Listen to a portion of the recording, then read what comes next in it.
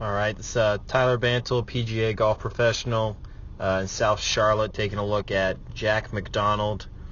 One of my students, been working with him for almost a year now. So the top video is him from last July, so it's June 14th right now, so it's about almost 11 months ago. And then the one on bottom was from today. So just pretty awesome. I love seeing when these kind of changes really begin to happen. And it's just great to see how much progress he's made in the 11 months. I wish I could take all the credit. A lot of it's from him, and we just kind of made sure that he was moving in the right direction. And from there, it's been awesome. So, just going to kind of run through it real quick here so we can kind of see. So, Jack initially showed up, really bringing that plane inside. Initially rolled that club really inside, but also the face was very shut relative to his arm positions and his spine.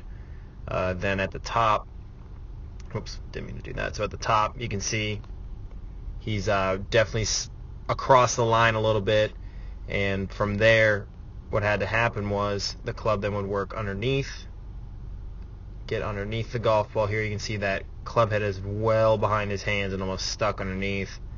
And then he would really fire those hands through impact to try and save it a little bit, and was caught playing this kind of scoop fade without a lot of power, and you can see the very high finish. So he was still getting through the golf ball, but just really wasn't creating the proper power and consistency that you would look for in a more efficient player. So I'm just going to go back and kind of hold this at the top here. Now we look more at the bottom one. Big changes in his posture already, as you can see here, and then what we want to kind of draw here, actually going to do a couple lines here, a couple lines here, and then really kind of see the differences. So clubs there, okay, so you can kind of see the clubs in that position, and then here we got that club. Again, my hand kind of shook on the video, but you can see pretty much the club head and the hands are dead on line there, so really, really nice. And then as we move up to the top, okay, you can kind of already see where this is going.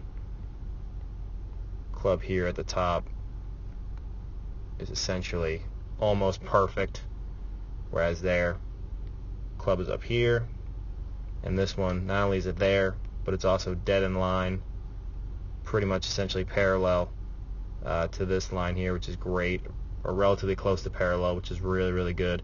Neutral club face, if we zoom in, you can see that that face is essentially neutral relative to his arm positions and his shoulder positions. So much, much better club position, especially compared to where it was before. Okay, and then as we continue down, look for positions on the downswing. Okay, so right here, one of my favorites, club head and hands right there.